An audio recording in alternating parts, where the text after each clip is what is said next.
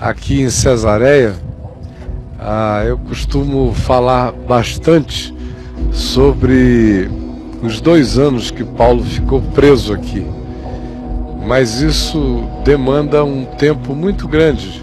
A narrativa começa no livro de Atos Apóstolos, no capítulo 21, no verso 7, e termina já no capítulo 26, com a sucessão de encontros de Paulo com Festo, com Agripa, com gente que vem de Jerusalém acusá-lo, do Sinédrio, e as conversas que ele tem com as sucessões de procônsules que aqui acontecem, e também um contexto histórico que eu creio que vocês já devem ter sido iluminados acerca dele. Essa é uma região grandiosa, Cesareia Marítima, construída realmente para ser uma cidade romana, com tudo que a glória de uma cidade romana carregava, com seu hipódromo, com seu teatro, com seu aqueduto extraordinário, com os lugares de conforto, com os seus spas, com seu palácio, com a projeção dele para dentro do Mediterrâneo, que era uma coisa assombrosa. Eu não sei se alguém já viu alguma dessas reconstruções de Cesareia, que hoje eles fazem de maneira digital, e de vez em quando o National Geographic mostra, o Discovery, o History Channel, as reconstruções inteiras de Cesareia. É uma cidade espetaculosa, com a água do mar entrando aonde eles queriam, com as piscinas de água doce, com todas as expressões de conforto, de luxo e também de luxúria que se poderia imaginar. Enquanto isso, Paulo esteve 2 anos preso aqui, numa situação de um calabouço subterrâneo, sobre o qual aconteciam todas as grandes festas, inclusive os bacanais rolavam na cabeça do indivíduo que está embaixo ali. De vez em quando ele era trazido acima, ou para um interrogatório formal, ou para servir de diversão intelectual a quem vinha de Jerusalém, sabendo que ele estava aqui e que ele era um transtornador planetário. Vamos ouvir e inquiri-lo. E houve também processos formais de acusação, com advogados de acusação trazidos de Jerusalém pelo Sinédrio para acusá-lo. Houve embate de Paulo com o Sinédrio. É aqui que ele é espancado na cara quando ele chama o sumo sacerdote de parede branqueada. E, enfim, a coisa é intensa. Ao mesmo tempo em que se diz que algumas autoridades locais ou circunstanciais gostavam de ouvi-lo. É aqui também que, depois dele anunciar uma das narrativas de conversão dele, porque eu não sei se vocês já prestaram atenção que no livro de Atos só existem 3 narrativas da conversão de Saulo, que mostra que Saulo não era evangélico e muito menos pentecostal do ponto de vista do testemunho, né? Porque quem não tem o que pregar é que conta a mesma história aonde vai. E em alguns lugares até vende a história para atrair muita gente. Hoje em dia no Brasil, vender testemunhos é uma coisa de uma lucratividade absurda. Agora, como Paulo tinha o que pregar, ele não era nunca um testemunheiro. Eu tenho pânico de testemunheiros. Graças a Deus ele nunca entrou nessa. Se converteu no caminho de Damasco. Depois ele ficou 3 anos na Arábia sozinho. Depois ele foi para sua cidade natal, que era Tarso, e foi lá que Barnabé o procurou e o achou e o trouxe para Antioquia da Síria, aonde eles começaram a pregar o Evangelho, não a contar a história de Paulo. E durante as narrativas de Atos, são 3 as narrativas da conversão. Uma é Atos 9, que conta a história. Uma outra é Paulo narrando a história aqui, em Cesareia, onde ele conta o que lhe acontecera. E uma outra ocorrência em Jerusalém. É justamente porque a gente já vem da Ásia Menor, na Turquia, e da Grécia, só falando muito de Paulo, que eu decidi que aqui em Cesareia, hoje, a minha ênfase não será nele, mas será na continuidade do que a gente estava falando lá no alto de Jope, sobre Pedro. A última coisa que eu lhes disse lá é que para Cornélio, a narrativa que começa em Atos 10, para Cornélio, aquilo foi trazer a ele a consciência do que ele já tinha sem saber. Foi trazer para ele a segurança do que ele esperava e já era dele. Foi trazer para ele a paz do que ele em paz pedia a Deus e não sabia que podia usufruir em plenitude. Foi trazer para ele o nome daquele que no coração ele já conhecia. Foi dar a ele a informação histórica do que existencial e espiritualmente ele já provava. Ele e toda a sua casa. E a prova das antecipações da graça de Deus na vida dele estão no anjo que lhe apareceu e se culminam no fato de que a mensagem de Pedro é interrompida e eles falam em língua e profetizam, mostrando assim Deus que em relação a Cornélio ele tinha seu próprio caminho para realizar em Cornélio o que ele quisesse. Quem precisava muito daquele encontro com Cornélio era Pedro, para se desintoxicar, para se desenvenenar, e também mostrando a nós como é tão fácil, minha gente, a gente esquecer o Evangelho e se tornar religioso com uma rapidez imensa. Porque aqueles homens, Pedro e os demais, tinham andado com Jesus 3 anos e 3 meses, ou 3 anos e 6 meses, como queiram, vendo Jesus desconstruir quinoclasticamente todas aquelas construções, desde o templo, ao culto ao sacerdócio, a qualquer coisa que fosse geografia sagrada, chamando todo mundo a olhar para o coração e não para as exterioridades, invertendo ordens completamente, dizendo que aquilo que frequentemente é elevado diante dos homens é abominável diante de Deus, abraçando os marginalizados daquela sociedade, confrontando os reis do exemplo, os donos da moral e da ética, os jactantes do seu próprio comportamento, dizendo-lhes em verdade eu vos digo que muitos publicanos, que eram o pior tipo de pessoa do ponto de vista social, do ponto de vista de um judeu ortodoxo ou religioso, ou de qualquer outro cidadão que se visse cobrado e extorquido por muitos dos publicanos. Mas Jesus disse, em verdade eu vos digo que muitos publicanos e meretrizes vos precedem no reino de Deus. Relativizou aquilo tudo toda hora. Quando dizia em verdade eu vos digo, muitos virão do extremo norte do planeta, do extremo sul do planeta, do oriente, do ocidente, tomarão a mesa no reino de Deus com Abraão, com Isaac, com Jacó, enquanto vós, os filhos do reino, ficareis de fora. Ele mesmo conta aquelas histórias, como em Lucas 13, que muitos dirão naquele dia, Senhor, Tu ensinavas nas nossas ruas, nós comíamos e bebíamos na Tua presença. Ele diz, eu contudo lhes direi explicitamente, eu nunca vos conheci. Tanto quanto em Mateus 7, ele fala a mesma coisa daqueles que diziam e que dirão, naquele dia, em teu nome expulsamos demônios, profetizamos, operamos milagres. Ele, porém, lhes dirá, eu nunca vos conheci.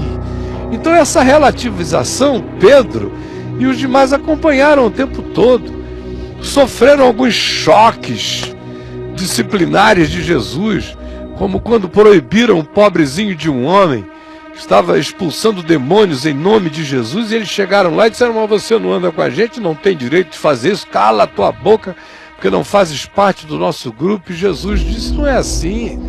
O único absoluto aqui sou eu. Vocês são relativos. Quem não é por mim é contra mim. Quem comigo não ajunta, espalha. Agora vocês, quem não é contra vocês, já é por vocês. A diferença entre mim e vocês é gritante.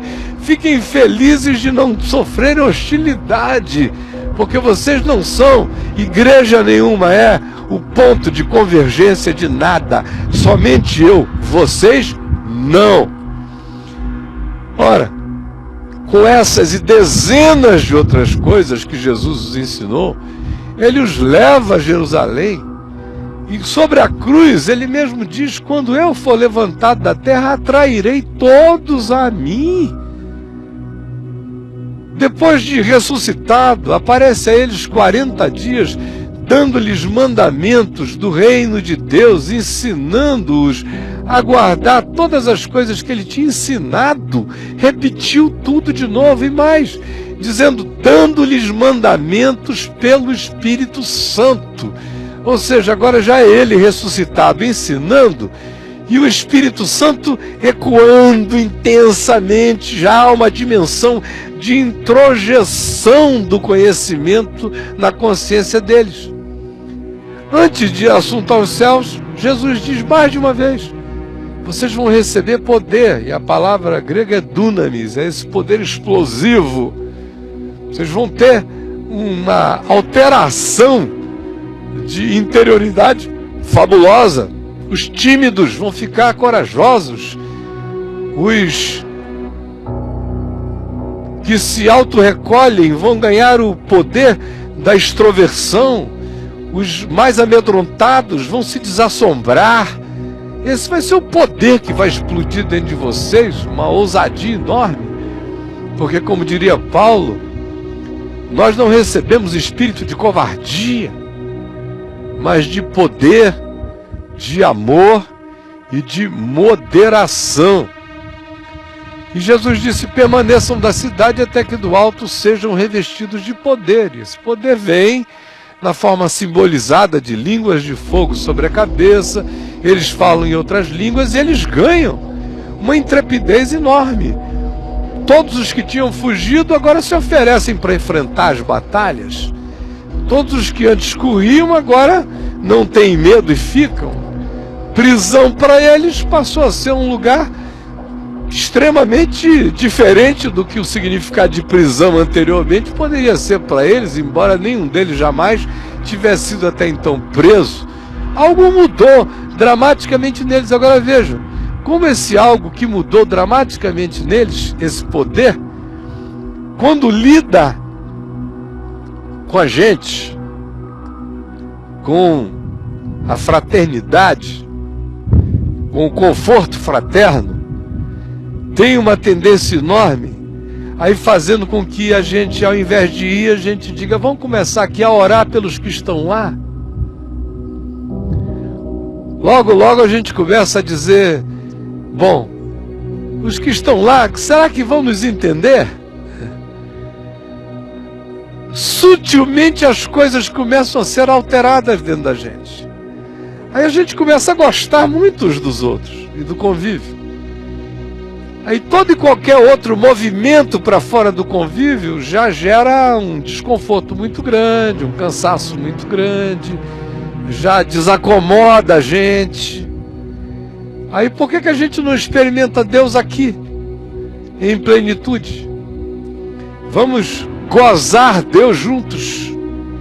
E a gente entra no que eu chamaria para vocês aqui de uma espécie de glutonaria espiritual local. Ou a gente experimenta uma certa luxúria carismática, geografizada, encastelada, amuralhada. Ora, o tempo dessa experiência é curto. Logo isso começa a adoecer a mente da gente sem que a gente note. Aí nós não somos os únicos, mas nós somos os melhores. Nós começamos já a pensar que Deus é livre para quem sabe agir aonde queira, mas o lugar do epicentro da vontade dele, da revelação dele, é aqui.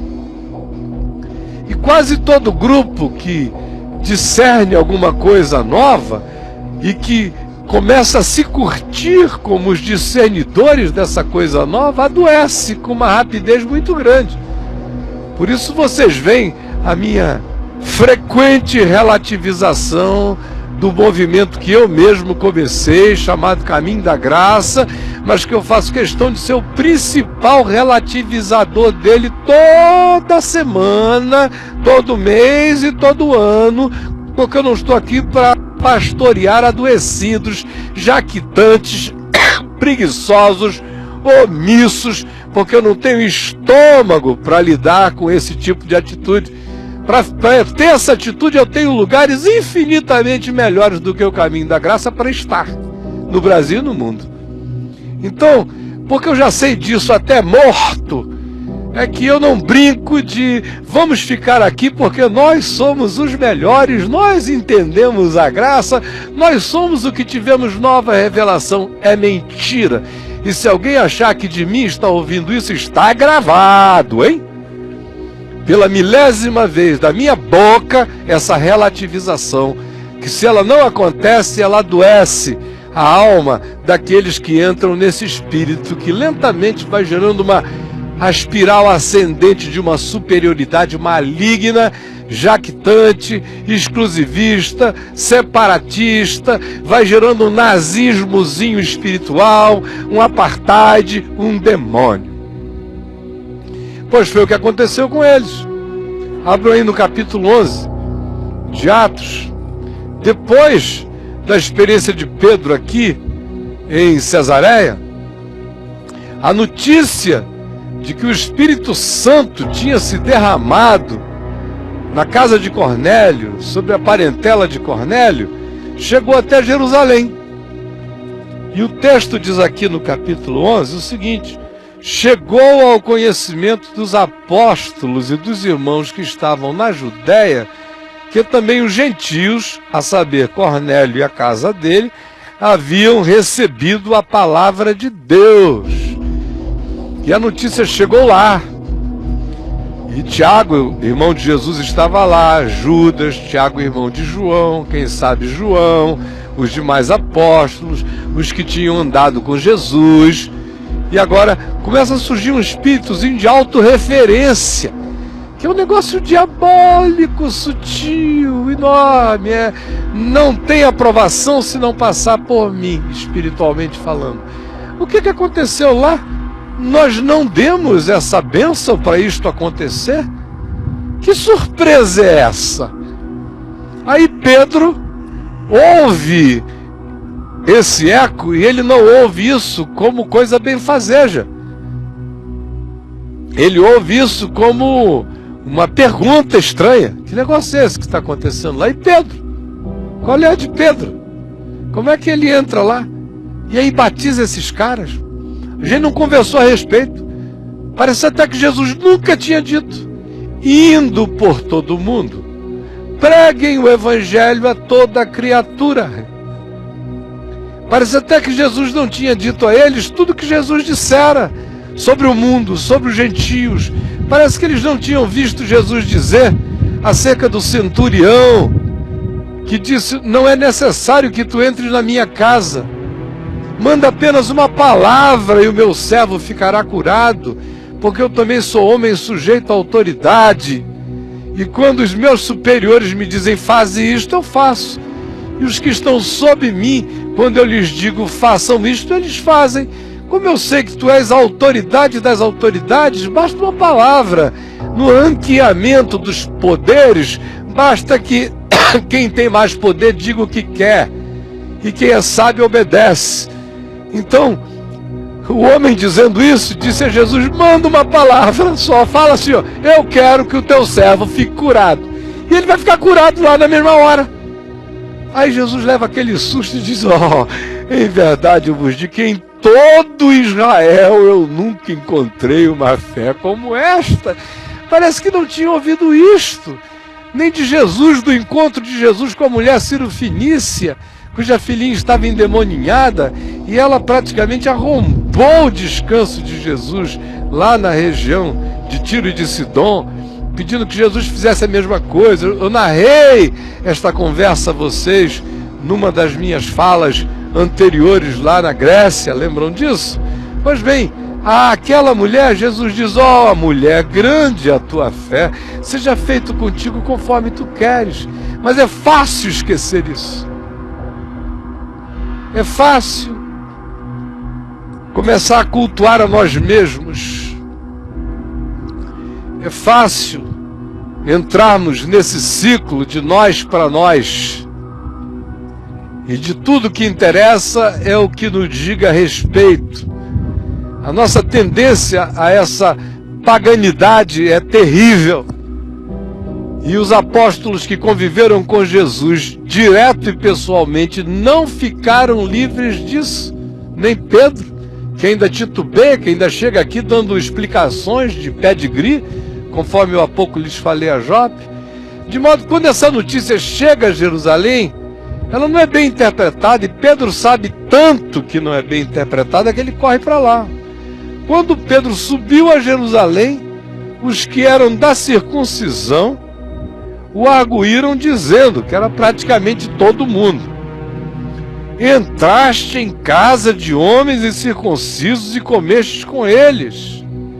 Então Pedro passou a fazer-lhes uma exposição por ordem, dizendo: olha só, seu caro Pedro, agora tem que falar para Tiago, irmão de Jesus, para Judas, para Tiago, para João, para Bartolomeu, para Filipe, para aquele pessoal todo de religião.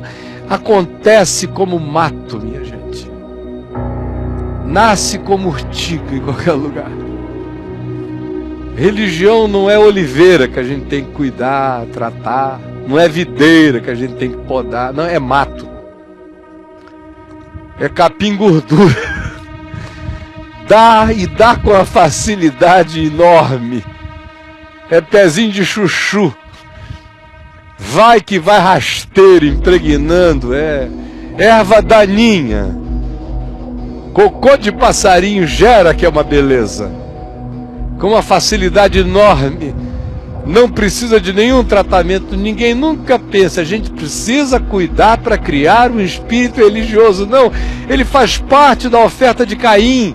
Ele faz parte da busca da autonomia humana. Ele faz parte do nosso desejo de sermos melhores e superiores e de sermos diferenciados do resto do mundo. É uma maçonaria que viaja no DNA do pecado na alma de cada um de nós. Aí lá vai Pedro explicar: eu estava na cidade de Jope orando e num êxtase.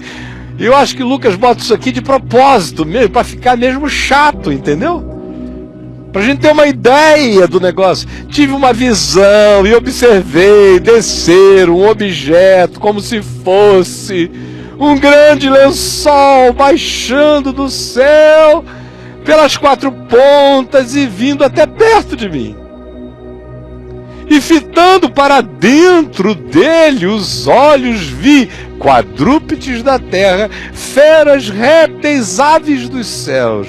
Ouvi também uma voz que me dizia: levanta, Pedro, mata e come. Ao que eu respondi: de modo nenhum, Senhor, porque na minha boca nunca entrou coisa como imundo. Olha como vai ficando patético o negócio. Segunda vez falou a voz do céu: ao que Deus purificou, não consideres como imundo. Irmãos, isto sucedeu por 3 vezes, irmãos. E de novo, tudo se recolheu para o céu. E eis que na mesma hora pararam junto à porta, em frente à casa onde estávamos, 3 homens enviados da parte de Cesareia para se encontrarem comigo. Então o Espírito Santo me disse que eu fosse com eles, sem hesitar. Foram comigo também estes 6 irmãos que estão aqui, que eu trouxe para testemunhar, ou para entrarem no pau junto comigo, porque foram juntos comigo até lá. Porque religião precisa também de grupo contra grupo, testemunha contra testemunha, essa coisa toda. E entramos na casa daquele homem, que a essa altura já era o brother Cornélio. Já tinha comido com o cara. Entramos na casa daquele homem. Tem que falar assim, Jerusalém, porque não pode mostrar muita intimidade, não. E ele nos contou como vira o anjo em pé. É um detalhe que na visão anterior não se diz que o cara estava em pé. Mas aqui ele tem que estar em pé mesmo. Em pé na sua casa. Levou um susto danado. E que lhe disseram: envia Jope e manda chamar Simão por sobrenome Pedro. Portanto, eu, né? Então a conspiração vinha de outros ambientes. O que eu vou fazer, irmãos? Não deu nem para perguntar em Jerusalém se eu podia ir ou não. O qual te dirá palavras mediante as quais serás salvo tu e a tua casa. Quando, porém, comecei a falar, olha só, na realidade ele falou pra caramba. Falou mais dando desculpa de estar lá. Mas quando ele começou a pregar, quando eu comecei a falar, isso aqui é interessante, porque esse comecei, que eu enfatizei há uns 37 anos atrás, eu anotei aqui nessa Bíblia aqui, né? Circundei e anotei aqui a conveniência do comecei, que era uma conveniência bem religiosa, porque eu quase não tive participação na história, irmãos, é o que ele está dizendo. Eu mal abri a boca e o Espírito Santo se derramou em cima deles. Olha só, sabe? Corta a luz. Passei, corta a luz. Mal eu comecei, parece Arão explicando a Moisés, sabe? O povo pediu, aí eu joguei tudo dentro, saiu esse bezerro de ouro. Então, mais ou menos do mesmo jeito, quando eu mal comecei, o que eu ia fazer? Tudo fora de controle, não tive nem tempo de instruir sobre nada. Quando eu comecei a falar, caiu. Interessante que lá em Atos 2 diz desceu. Aqui na descrição diz caiu. Porque desceu é uma coisa não só romântica, mas de uma voluntariedade do Espírito. Agora caiu não, desabou mesmo. Foi um desabamento celestial, irmãos, na cabeça deles. Caiu o Espírito Santo sobre eles, como também sobre nós no princípio. Então me lembrei das palavras de Jesus. Pedro, Jesus falou bilhões de palavras, ele lembrou de uma. João, na verdade, batizou com água. Só vai lembrar agora, se já provou tudo que provou. Eu, porém, vos batizarei com o Espírito Santo e com fogo. Pois se Deus lhes concedeu o mesmo dom que a nós nos outorgou quando cremos no Senhor Jesus, quem era eu, irmãos, para que pudesse resistir a Deus? E ouvindo eles estas palavras, apaziguaram-se. Imagina só, apaziguaram-se. Olharam um para o outro, o que a gente vai fazer, né? Deus tem cada ideia. Apaziguaram-se. E aí, uma vez apaziguado, já que Deus tinha feito isso, vamos glorificar também, né? Aleluia! Irmãos, cresceu o negócio. Somos mais agora. Apaziguaram e glorificaram a Deus, dizendo logo também aos gentios: foi por Deus concedido o arrependimento para a vida. Em momento algum eles interpretaram o que aconteceu com eles no Pentecostes como arrependimento para a vida. Foi poder, mas para gentil, pagão, é arrependimento para a vida. É um derramar no Espírito de um segundo nível e de uma segunda categoria. Por que eu estou querendo falar isso aqui com vocês hoje, antes da gente ir, de fato, terminar a nossa visão do êxtase de quadrúpedes, répteis e aves, que a gente está tendo aqui com uma refeição ali na casa de Simão, o curtidor, que está curtindo com a cara da gente hoje é Simão. Por quê? Porque eu quero continuar a provocar em nós a pergunta: o quanto de não evangelho entrou na gente sem que a gente tenha percebido. Nos mais libertos de nós, nos que se acham os mais livres, o que infectou-se de não evangelho em nós é uma coisa extraordinária. Vocês podem ter certeza que talvez 97% de todas as questões chamadas questões da igreja são questões não do evangelho. Tem a ver com usos, com costumes, com modos, com formas, com gostos, com adereços, com hábitos. São vícios humanos, alguns deles infernizados, outros vícios humanos são aceitos e acolhidos. Algumas coisas praticadas pelos indivíduos são convencionadas como boas, embora sejam perversas do ponto de vista do evangelho. Outras que são segundo o evangelho, mas são partes do evangelho que não pegaram, são tratadas no mínimo como idiotices a serem deixadas de lado, ou utopias. Sem falar que nós todos adotamos uma quantidade enorme de coisas que não tem nada a ver com o evangelho e que, em sendo expostas minimamente, já nos deixam perturbados. Por exemplo, a maioria aqui já me ouviu falar demais sobre isso, já internalizou o suficiente para talvez nem se chocar mais. Mas se fosse há 10 anos atrás, quando eu comecei a escrever, por exemplo, o meu site, o caio5.net, aquilo que eu sempre defendi a vida inteira, mas no tempo que eu era o reverendo Caio, eu podia dizer qualquer coisa que pegava. Ainda que o povo não praticava, mas eles diziam: ó Deus, louvado seja o teu nome pelo teu servo a quem enviaste para nos abençoar nesta geração. O que eu mais ouvia durante 30 anos é: Caio é um dom de Deus para a igreja no Brasil. As mesmas coisas eu dizia agora, era um choque. Porque eu já não pertencia mais, não tinha mais nenhum belonging deliberado de minha parte, ao contrário.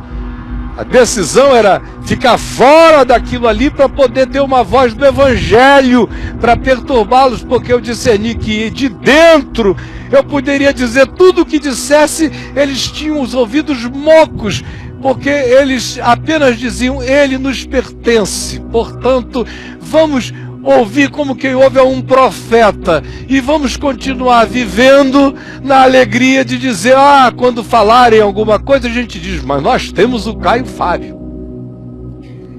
Você vira um emblema, um totem, e tudo que você diz não é absorvido. Agora, todavia, de fora, falando as mesmas coisas, entravam como uma espada cortante, ofensiva, embora fossem as mesmas de sempre. Querem ver? Desde jovenzinho, eu nunca disse, em lugar nenhum, ao contrário, sempre afirmei que qualquer um poderia batizar qualquer um. Que era assim que era no Novo Testamento. E todo mundo dizia: é verdade, reverendo. Congressos de pastores, eu dizia isso, ninguém me contraditava, só que ninguém fazia nada. Se eu chegasse e dissesse: qualquer um pode casar qualquer um, preferencialmente pais, casem seus filhos, todo mundo dizia: que poesia, que lindo. Mas na hora do casamento: reverendo, o senhor casa minha filha? Não casa você, irmão? Não, é mais bonito com o senhor. O argumento é sempre esse, é estético. Você pode sair de ceia do Senhor. Eu sempre ensinei que ceia do Senhor, qualquer pessoa com um coração cheio de alegria em Cristo, não só pode participar dela, mas é privilégio garçonal servi-la, distribuí-la. E em diversas ocasiões fiz isso, sem presbíteros, sem diáconos, com gente simples, mas eles recebiam e esqueciam. Hoje as mesmas coisas são ditas e são tratadas como se fossem heresias. E heresia é essa oficialização piramidal, hierárquica, sacerdotal, pagã, que se faz do pastor, do sacerdote, do presbítero, do diácono, da mesa branca evangélica, que é mesa branca, é cristicida, não é kardecista, é sessão de mesa branca da ceia do Senhor. Se não for ali, nada está acontecendo. Estou dando exemplos infantis para vocês, para a gente ver a quantidade de religião que está dentro de nós e a gente não quer nem admitir, minha gente. E você pode sair prolongando e estendendo isso nas coisas mais sérias e mais profundas, e vejam como nós nos tornamos profundamente religiosos. Outro dia, uma pessoa, na brincadeira, me disse que estava grávida. Aí me falou assim: graças a Deus eu estou grávida neste lugar aqui, que não era a igreja. E aí eu falei: não, querida, graças a Deus não é porque é aqui, é porque é na graça. Porque, por exemplo, se fosse na Grécia, você estava danada. Mas como é na graça, você está livre. Mas o que é isso senão o eco e a certeza de que em determinados ambientes, certas gravidez são tratadas como um aborto? Embora os crentes digam, abortar é pecado, mas o tratamento que se dá à menina solteira que ficou grávida é um tratamento de quem aborta a mãe e o filho. Mas não aborte, sua safada. Nós estamos te abortando daqui, mas não aborte o menino daí. Mas abortam a mãe, o filho e tudo. Esse é um espírito desgraçado. Talvez seja depois do gnosticismo, eu diria não. O gnosticismo vem depois das cartas de Paulo. O espírito prevalente de combate nas cartas de Paulo é esse espírito religioso que vinha de Jerusalém, dos judaizantes, e queria corromper a alma dos pagãos que se encontravam com Jesus no Evangelho. E o próprio Pedro não ficou livre disso com rapidez. Vocês estão pensando que ele entendeu o negócio naquele dia? Não entendeu nada. A própria conversa dele em Jerusalém já mostra que nosso amigo Pedro tem um jeito para o molejo que não é brincadeira, para fazer um moonwalking. Ele vai e faz um moonwalking que é uma beleza, o Pedro. Faz um moonwalking maravilhoso. Ele derrapa assim para trás que a gente nem vê. Ele é que inventou o moonwalking. O Pedro, ele faz bem o moonwalking. Prova disso é Gálatas 2. Anos depois, tá Paulo com Barnabé lá na Galácia. Pedrão chegou, feliz da vida. Ei, Paulo, pô, irmão Pedro, Barnabé. Aí ficaram lá numa boa. Linguiça, claro, linguiça. Cheese burger, misto quente, como a Adriana pediu hoje lá em cima em Jope. Então, o que é que eu quero? É um misto quente. Aí eu falei, não dá para botar o rema, não dá para botar o... Aqui não vai dar, só dá para botar o cheese. Mas o outro não dá. Então, na boa. Queremos! Oh, que maravilha esse misto quente! Uma aguardente da Ásia Menor, claro! Que maravilha! Aguardente! Estamos aguardando! A água da gente, aguardente! Claro! Vamos comer na casa do irmão tal, e chega lá, tinha uma música local tocando, Pedro até o pezinho dele, feliz da vida, irmãos, que bom, Jesus é maravilhoso. Aí chega um pessoal de Jerusalém, imagina os bicos, aquela cara de Jerusalém, aqueles urubus, todo mundo chegando ali com aquela cara, entrando, olhando o que estava acontecendo na Galácia. De Paulo ele já esperava essas heresias.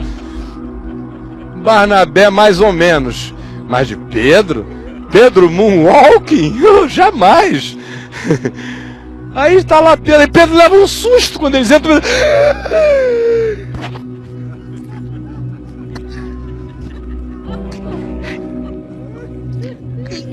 Ai, Pedro. Aí Paulo fica olhando aquilo. O que houve, irmão? Não estava boa a comida, não? Que comida nada, rapaz? Não fala nisso, não. Que comida nada, não. Eu só como pães asmos. Não misturo certas coisas. Que é isso, Paulo? Paulo ficou esperando. No dia seguinte é a mesma história. Aí agora já é Pedro chegando junto com os urubus. Lá vem ele. No terceiro dia é a mesma história. Aí os caras começam a se levantar e dizem, mas pô, que é isso? Pra que aquilo? E Pedro diz, amém. Oh, é verdade. É verdade. Oh, Senhor. Aí Paulo não aguenta. Leia Gálatas 2. A Gálatas 2, do verso 1 até o final do capítulo 2, é uma mensagem de Paulo para Pedro, que Paulo pregou na cara de Pedro, na presença de todo mundo. Isso aí é que é um cara que não faz moonwalking, é Paulo. Paulo é um cara que só anda para frente. É um caterpillar do evangelho. E atropela. Ele aprendeu na espiritualidade o evangelho da graça e o dos grace. Partia para as cabeças mesmo. Baiana, double leg, pá, joelho na barriga, deixa de ser idiota, Pedro. Para com isso, rapaz. Leiam lá. Quando chegamos lá na Galácia, Pedro se tornou repreensível, porquanto antes de chegarem os irmãos de Jerusalém, comia com todos, se divertia com todos, estava à vontade de tudo. Quando porém chegaram, dissimuladamente bandeou-se para o lado deles, e o próprio Barnabé entrou na mesma dissimulação. Isso é que é macho de Deus, esse Paulo. Por isso me desculpem, irmãos, das figuras que não ressuscitaram de entre os mortos, que é só Jesus que é o ressurreto. Desses mortais aqui entre nós, eu até hoje não encontrei um macho, mais apaixonado, mais desesperado, diante de quem eu me sinto um chaveirinho imprestável, do que esse cara chamado Paulo. Onde a graça de Deus entrou com uma revelação maior do que de qualquer outro, e no mesmo espírito que havia um cara capaz de ser um perseguidor, agora tem um sujeito que não tem mais limites quanto a dizer quem ele é e botar a cara para fora, seja onde for. Porque tornou-se repreensível. Pedro prega o evangelho, Paulo prega o evangelho todinho para ele de novo. Escuta, Pedro, não é a múltipla escolha. Me responde, nós fomos salvos pelo quê? Pela lei ou pela graça? Foi por obras da lei que nós fomos salvos, ou foi por causa da cruz do Cordeiro de Deus? Foi pela fé em Jesus, ou foi por obediência aos cerimonialismos judaicos? Foi porque comemos o pão da vida, ou porque comemos a dieta religiosa? E vai confrontando de todos os modos a ele e a Barnabé na presença de todos. E diz, olha, Pedro, eu estou crucificado com Cristo. Quando Cristo morreu, eu morri com Ele. Quando Ele ressuscitou, eu ressuscitei com Ele, para viver em novidade de vida, com uma consciência cativa do Evangelho e de ninguém mais. E a única ou a lei que está sobre mim é o dogma do amor. De modo que o amor em Cristo é um amor prático e que liberta as consciências oprimidas por essa quantidade enorme de pesos que não são Deus, que não são religião, que não são nada, são apenas acachapamento humano. Coisas essas que nem nós, nem os nossos pais conseguiram carregar. E que só nos neurotizam, e voltar a elas é negar o que a cruz realizou. Então eu quero concluir deixando só essa pergunta a você. Hoje o lençol baixou aqui. Quais são os quadrúpedes que você não come? No caminho para cá, a Bruna estava nos falando da entrevista de ontem, domingo, da Marília Gabriela com o Silas Malafaia, que vinha sendo anunciada já na internet. E ela leu a última frase da entrevista. Hoje no YouTube deve estar cheio desse negócio para todo lado. Quando eu abrir o meu mural daqui a pouco, deve ser assim você youtubado desse negócio de todas as vertentes, 8 minutos, 10 minutos inteira, não sei o que, com legenda, do jeito que você quiser, vai ter lá. Então, acho que a última frase, mais ou menos, teria sido o Silas dizendo: eu espero que Deus se revele a você, Marília, e blá, blá, blá, blá, foi o que disseram lá, né? E a última frase da Marília foi: o meu Deus, que eu não sei se é o seu, o que eu espero, Silas, é que o meu Deus, que eu não sei se é o seu, te perdoe. Te perdoe, Malafaia, por causa dos quadrúpedes. Gay é quadrúpede. Ninguém está mandando ele comer, gay. Não tá. Só está dizendo para ele não devorar os gays. Só se está dizendo para ele não querer matar gay.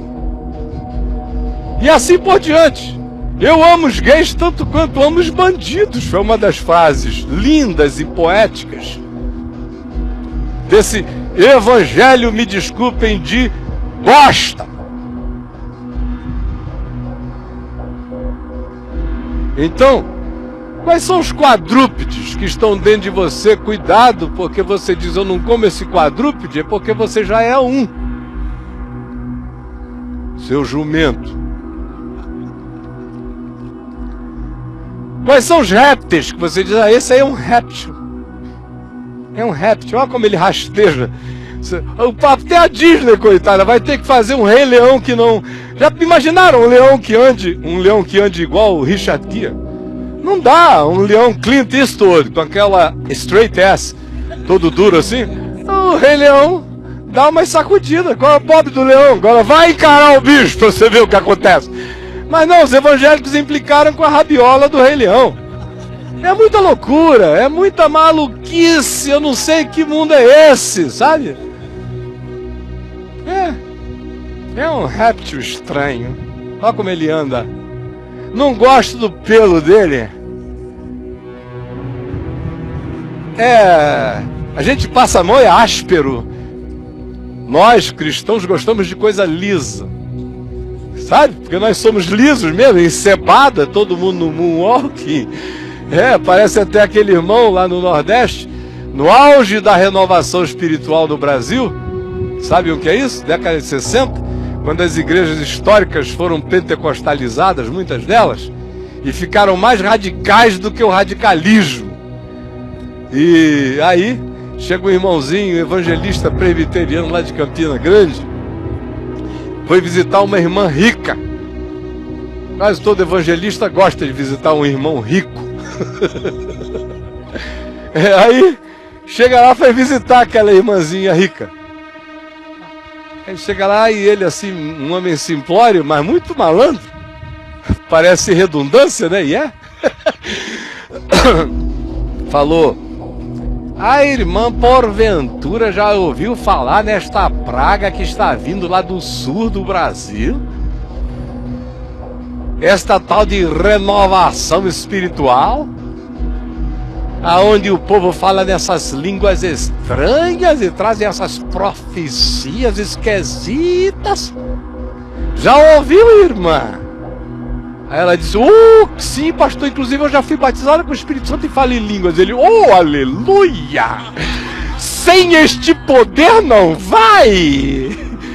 É todo mundo assim, sabe? tem alça desse jeito. Ninguém, é todo mundo liso.